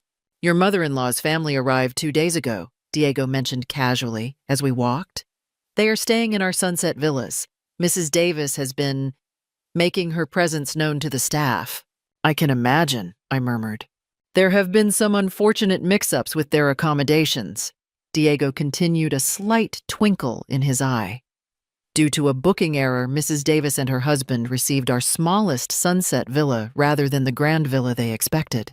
"How unfortunate," I said, trying to hide my smile. "Indeed. And there have been some maintenance issues in their room, the air conditioning has been temperamental, and housekeeping has somehow missed their evening turn-down service twice." "Sounds frustrating." "Mrs. Davis has been quite vocal about her dissatisfaction. She has requested to speak with the owner several times." "Has she been told who the owner is?" "Not yet. We thought that revelation might be best saved for the right moment." As we walked, Diego continued updating me on the family's stay. Eleanor had complained about everything, from the pillows being too soft to the restaurant not having her preferred brand of sparkling water. She'd insisted on special treatment during excursions, only to find other guests receiving the same privileges. The resort photographer had somehow missed including her in the group photos from their snorkeling trip. Her daily spa appointments had been rescheduled multiple times due to booking conflicts. None of these inconveniences were serious enough to ruin a vacation, but for someone like Eleanor who expected constant deference, they were maddening. "And your husband has been sending messages to your room phone," Diego added. "We explained that you had not yet arrived, which seemed to confuse him greatly." I could imagine Nathan's bewilderment. He'd been texting my cell phone, but I'd only responded with vague messages about taking some time to think. We arrived at a stunning overwater villa at the end of a private pier, larger and more secluded than the others I'd seen. "This is our imperial villa," Diego said, opening the door to a palatial space with floor-to-ceiling windows overlooking the ocean. "It is normally reserved for visiting dignitaries and celebrities, but Mr. Reed insisted it be prepared for you." "This is too much," I protested, taking in the private infinity pool, the sunken living room, and what appeared to be a personal butler standing discreetly by a fully stocked bar. "Mr. Reed was quite clear about your accommodations. He mentioned something about showing the coffee girl where she belongs." I couldn't help but laugh. Jackson had remembered every detail of my story. "This is Raphael, your personal attendant," Diego introduced the butler. "He will ensure your every need is met during your stay. The family has reservations at our premier restaurant tonight at 7. I took the liberty of reserving you a table as well positioned with an excellent view of theirs." "Perfect," I said, beginning to feel more confident about this plan. "And what time does the family usually have breakfast?" "Mrs. Davis insists on breakfast on their villa terrace at precisely 8:30. The rest of the family typically visits the main restaurant around 9. "Then I'll be at the main restaurant at 9 tomorrow." Diego smiled. "Excellent. And what would you like to do about Mr. Davis, your husband?" "He has left several messages asking about you." I considered this. Part of me wanted to see Nathan immediately to watch his reaction when he realized I was here, but another part wanted to make an entrance to control the narrative of my arrival. Let's keep my presence a surprise for now, I decided. At least until dinner tonight.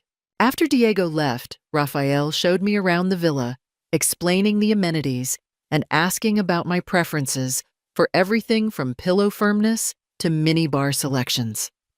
When he finally departed, I stood alone on my private deck, watching the sunset paint the sky in shades of pink and gold.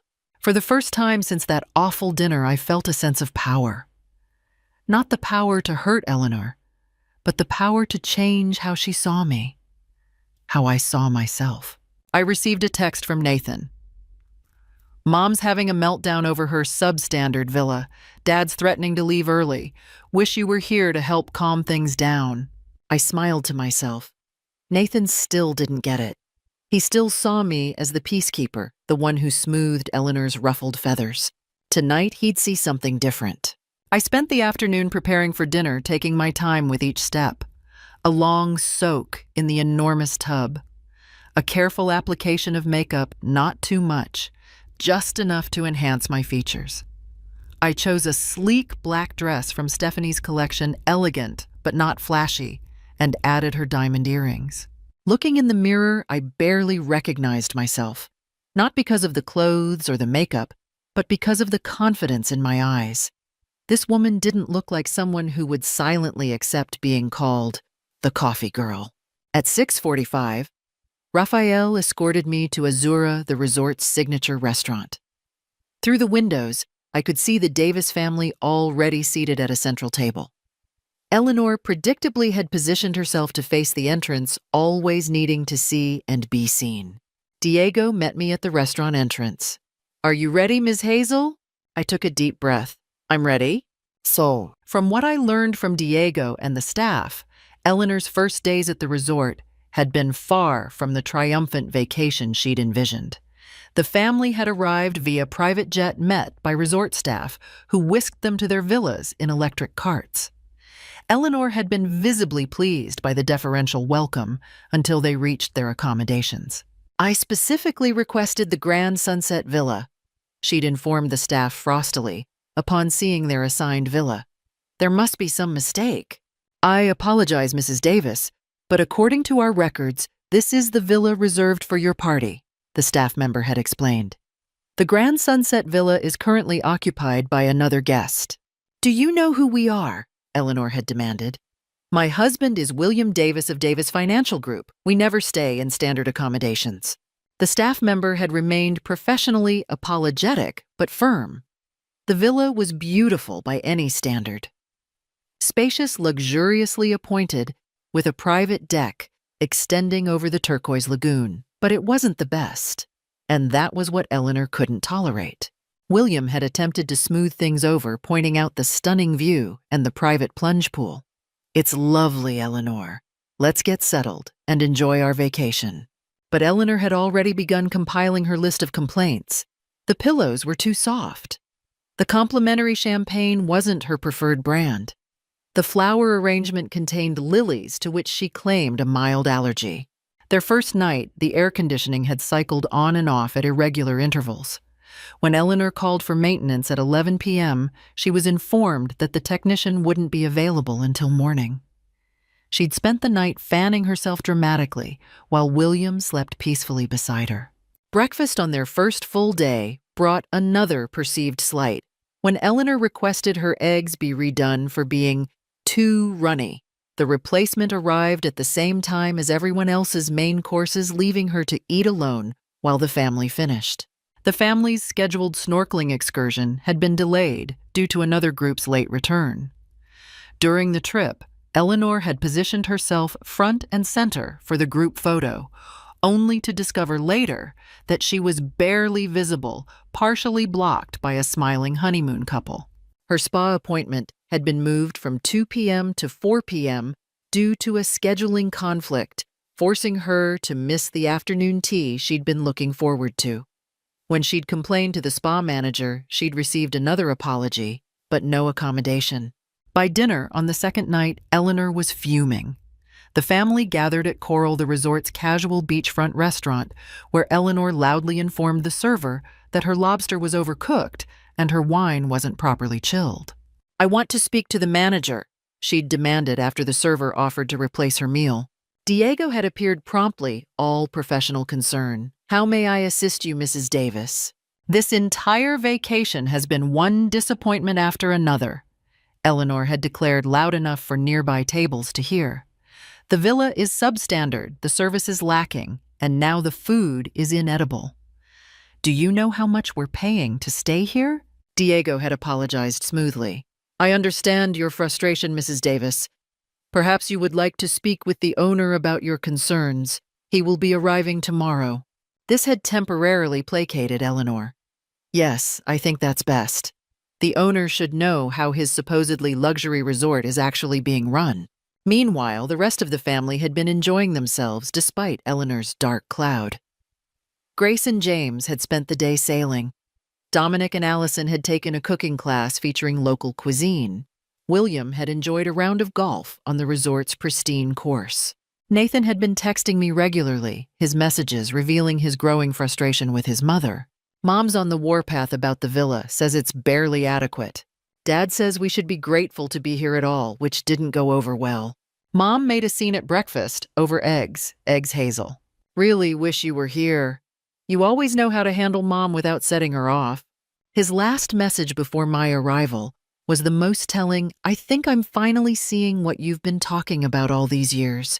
Mom's behavior is embarrassing everyone. Dad's threatening to cut the trip short." The breaking point had come that afternoon. Eleanor had ordered a specific cocktail at the pool bar, a complicated concoction that wasn't on the menu. When the bartender respectfully explained he didn't have all the ingredients, but could offer several alternatives, Eleanor had lost her temper. "This is supposed to be a 5-star resort. I've had this drink at every quality establishment from New York to Tokyo. Your incompetence is astounding." Then she'd done the unthinkable, thrown her half-empty glass of wine at the bartender, narrowly missing him, but splattering several nearby guests. The family had watched in horrified silence. Nathan had finally stepped forward, apologizing profusely to the bartender and the affected guests, while William led a still fuming Eleanor back to their villa. That evening, Nathan had convinced his mother to join the family for dinner at Azura, the resort's finest restaurant, hoping the elegant atmosphere might improve her mood. Eleanor had agreed, declaring she would be compiling her complete list of grievances to present to the owner the following day. This was the scene I was about to enter, a family dinner where Eleanor was holding court, recounting her vacation injustices to her increasingly uncomfortable family, blissfully unaware of what was about to happen. Diego led me through the restaurant to a small waiting area just out of sight of the main dining room. Through a discreet window, I could see the Davis family at their table. Eleanor was speaking animatedly, gesturing with her fork. William looked resigned while Grace and James exchanged uncomfortable glances. Dominic and Allison seemed to be focusing intently on their appetizers. Nathan sat with his back to me, his shoulders tense. "Mr. Reed called while you were preparing for dinner," Diego informed me quietly. "He will be joining us shortly. He thought his presence might enhance the evening. Jackson is coming here tonight." I hadn't expected that development. He was already planning to visit the property this week. He simply moved his arrival up by a day. Diego's phone buzzed softly. He checked the message and smiled. "Mr. Reed has landed. He suggests we proceed with your entrance, and he will join shortly afterward. My heart hammered in my chest. This was it. Are you ready, Ms. Hazel? Diego asked again. I smoothed my dress and straightened my shoulders. I'm ready. Diego stepped into the dining room and approached the maitre d', who nodded and moved to the center of the restaurant. A subtle signal and the soft background music faded. Ladies and gentlemen, the maitre d' announced, we are honored to welcome a very special guest to Azura this evening. Conversations quieted as diners looked up curiously. Please join me in welcoming Ms. Hazel Davis, our distinguished VIP guest. That was my cue. I stepped into the dining room chin high, moving with a confidence I didn't entirely feel. The restaurant's warm lighting cast a flattering glow, and I felt the curious eyes of other diners as I walked slowly toward the center of the room. At the Davis family table, the reaction was everything I could have hoped for. Eleanor's face went from confused to shocked to outraged in the span of seconds. William's eyebrows shot up, a smile slowly spreading across his face. Grace actually gasped, then broke into a delighted grin. Dominic nearly choked on his drink. And Nathan froze with his fork halfway to his mouth, his expression a mix of disbelief and something that looked almost like fear. I approached their table, stopping a few feet away. Good evening, everyone. Lovely to see you all here. Hazel, Nathan finally managed, standing so abruptly, he knocked over his water glass. What? How? What are you doing here? Eleanor cut in, her voice sharp enough to draw glances from nearby tables. I smiled pleasantly. I was invited. By whom? She demanded. By me, came a deep voice from behind me. Jackson Reed stepped forward, impeccably dressed in a tailored suit. Hazel is my honored guest. Eleanor's eyes darted between us, clearly trying to process this development. And you are? Jackson extended his hand to William, who had risen to his feet. Jackson Reed. I own this resort, along with several others in our portfolio. William shook his hand, looking impressed. William Davis. This is quite a property you have here. Thank you. I'm rather proud of it. Jackson turned to me with a warm smile. Hazel and I are old friends. When I heard she wasn't joining her family on this trip, I insisted she come as my personal guest. Old friends, Eleanor repeated faintly. Hazel was my lifeline during the darkest period of my life. Jackson said, his tone sincere. Few people know this, but 6 years ago during my divorce, I visited a little coffee shop in Seattle every morning. Hazel worked there, the only person who treated me like a human being rather than a walking bank account. Nathan was staring at me as if seeing me for the first time. You never told me about this. You never asked, I replied simply. Jackson turned to Diego, who had materialized silently beside us. Diego, please add a place setting. Hazel will be joining her family for dinner. Of course, Mr. Reed. Diego signaled, and servers immediately appeared to rearrange the table, adding a chair between Nathan and Grace. Eleanor found her voice. This is a family dinner. And Hazel is family, isn't she? Jackson countered smoothly, unless I misunderstood. The implied question hung in the air. Eleanor looked around, aware of the attention from nearby tables, and forced a tight smile. Of course. How unexpected. I took my seat, accepting the napkin a server draped across my lap. Nathan leaned toward me, whispering, Hazel, what is going on? How do you know the owner of Azure Paradise? It's a long story, I said. I'll tell you later. Jackson pulled up a chair at the end of the table. I hope you don't mind if I join you. I'd love to hear how everyone is enjoying their stay. Eleanor's face tightened further. This was clearly not how she'd envisioned meeting the owner with me present, and him already aware of her behavior. The resort is lovely, William said quickly, though we've had a few minor issues with our accommodations. Minor? Eleanor couldn't help herself. William, don't downplay it. Mr. Reed, we specifically requested the Grand Sunset Villa and were given a standard villa instead. The service has been subpar, the dining inconsistent, and the staff unresponsive to our needs. Jackson looked concerned. I'm sorry to hear that. Diego, what happened with the Grand Sunset Villa? As I explained to Mrs. Davis upon arrival, the grand villa was already reserved for a VIP guest, Diego replied smoothly. I see. Jackson turned to me with a smile. Hazel, how are you finding the Imperial Villa comfortable, I hope? Eleanor's jaw actually dropped. The Imperial Villa. That's the most exclusive accommodation on the property. Only the best for Hazel, Jackson said simply. After all she did for me during that difficult time, it seemed the least I could do. The rest of dinner proceeded with a fascinating new dynamic. Eleanor, realizing she'd lost her power position, retreated into uncharacteristic silence. William engaged Jackson in conversation about business trends. Grace kept shooting me delighted glances across the table. Nathan barely touched his food, staring at me as if I were a stranger. In some ways, perhaps I was a version of his wife he'd never bothered to see before. As dessert was served, Jackson stood.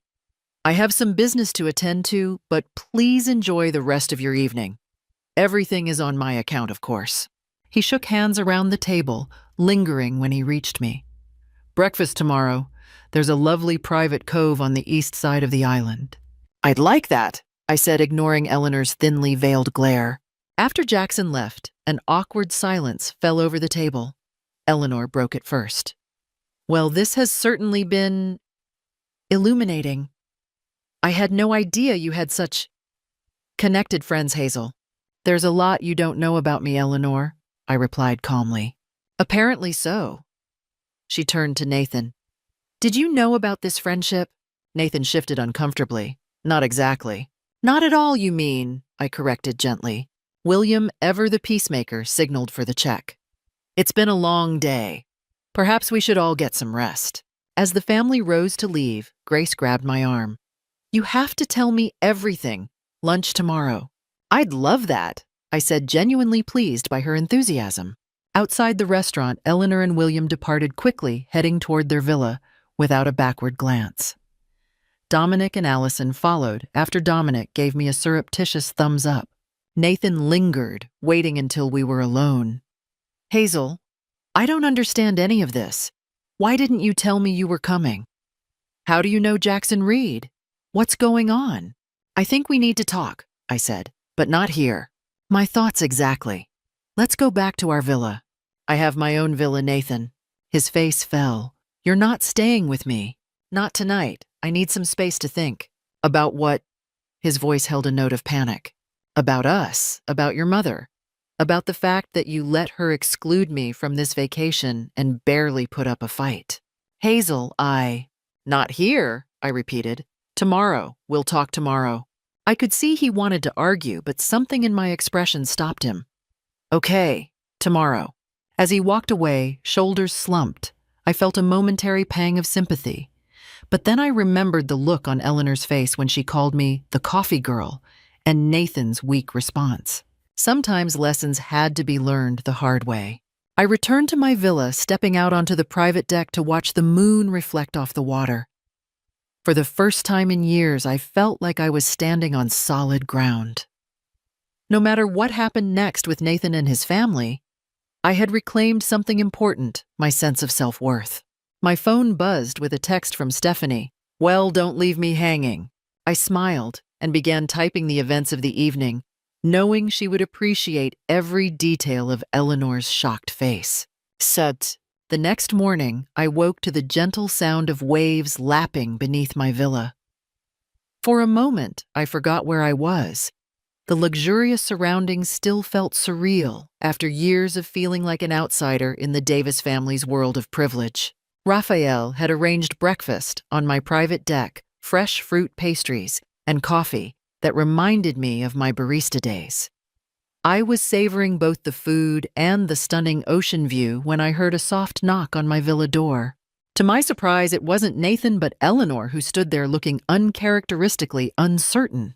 May I come in? She asked, her usual imperious tone, notably absent. Curious, I stepped aside to let her enter. She was impeccably dressed as always, but there was something different about her demeanor, a hesitancy I'd never seen before. I was hoping we might talk, she said, glancing around the spectacular villa before her eyes settled back on me. Privately, I led her to the deck where my breakfast was laid out. Would you like some coffee? Please.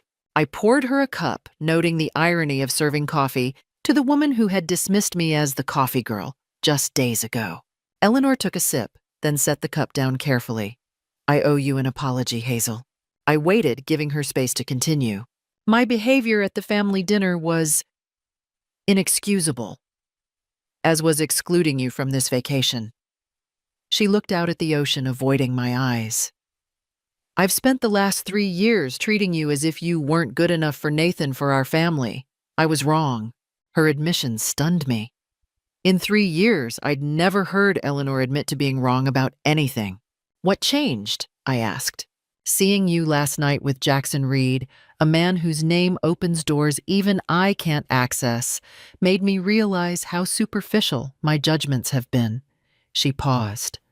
But it shouldn't have taken that. I should have seen your worth because of who you are, not who you know. I studied her face, looking for signs of manipulation. Instead, I saw something that looked genuinely like regret. Eleanor, I never wanted your approval because of connections or status. I just wanted basic respect as Nathan's wife and as a person. I know that now, she sighed. William had quite a lot to say to me last night. He pointed out that I've been so fixated on maintaining our social position that I've damaged my relationship with my son and potentially lost him altogether. Nathan loves you, I said automatically. He does. But he loves you too, Hazel. And I've been forcing him to choose between us for years. She met my eyes directly. I don't want to lose my son. And I don't want him to lose his marriage because of my pride. It was the closest thing to vulnerability I'd ever seen from Eleanor Davis. I can't promise we'll become best friends overnight, I said honestly. There's a lot of hurt to work through. I understand. I'm not asking for immediate forgiveness. Just a chance to do better going forward. Before I could respond, there was another knock at the door. This time it was William. I hope I'm not interrupting, he said, looking between Eleanor and me. I thought Eleanor might be here. Join us, I offered, gesturing to another chair. William sat down heavily. I owe you an apology too, Hazel. I've stood by for years while Eleanor treated you poorly, never stepping in when I should have. My silence made me complicit. It did. I agreed, not sugarcoating it. William nodded. My generation was taught that family harmony meant supporting your spouse publicly, even when they're wrong. But I've realized that true family harmony requires honesty and respect for everyone, not just one person's feelings. As if on cue, a third knock came at the door. Nathan stood there looking like he hadn't slept. Mom, Dad, what are you doing here? He asked, confusion clear on his face. The same thing you are, I imagine, William replied. Trying to make things right. Nathan's eyes found mine, filled with remorse. Hazel, can we talk alone? I looked at Eleanor and William. Would you mind giving us a few minutes? They nodded and left quietly, Eleanor touching Nathan's arm briefly as she passed. Once they were gone, Nathan and I stood facing each other in silence. He spoke first. I failed you. Not just with this vacation, but for years. Every time my mother said something hurtful, every time she made you feel less than, I should have shut it down immediately. His voice broke. I was a coward, afraid of rocking the boat. Yes, you were. I said not to be cruel, but because it was true. I've spent the night thinking about every time I let you down, every time I chose the easy path instead of standing by your side. He took a step toward me. I don't expect you to forgive me right away, but I need you to know that I see it now, all of it. And I'm so, so sorry. I studied his face, the face I'd fallen in love with over coffee shop conversations years ago. Why did you let her exclude me from this trip? That's what I really don't understand, Nathan. It was so blatant, so public. He closed his eyes briefly. Because I've spent my entire life seeking my mother's approval. It's pathetic, I know, but disappointing her felt impossible. He looked at me again. Until I realized I was losing you. That's a price I'm not willing to pay. Not for my mother's approval, not for anything. His sincerity was palpable, but years of patterns couldn't be erased with one heartfelt apology. I love you, Nathan, but things need to change. Really change, not just temporarily. They will, he promised, starting now. Later that evening, Jackson hosted a special dinner in my honor at the resort's exclusive beach pavilion. The entire Davis family was invited along with several other distinguished guests. The pavilion was transformed into a fairy tale setting with twinkling lights and tables set directly on the sand. As the guest of honor, I wore a stunning blue dress that Stephanie had insisted I pack, just in case. Jackson welcomed everyone warmly, then raised his glass. I'd like to propose a toast to Hazel. Most of you don't know this, but 6 years ago, I was going through the worst period of my life. A bitter divorce business challenges health issues.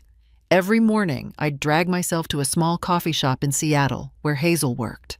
The guests listened intently as Jackson continued. In a world where everyone wanted something from me, Hazel was the one person who just saw me. She remembered my order, saved me the quiet corner table, and sometimes just sat with me in silence when that was what I needed. She never asked for anything in return. He smiled at me across the table. What Hazel didn't know was that those small kindnesses kept me going during my darkest days. They reminded me that genuine connection matters more than status or wealth. That's a lesson I've carried with me as I've built my business. Eleanor, seated beside William, was watching Jackson with a thoughtful expression.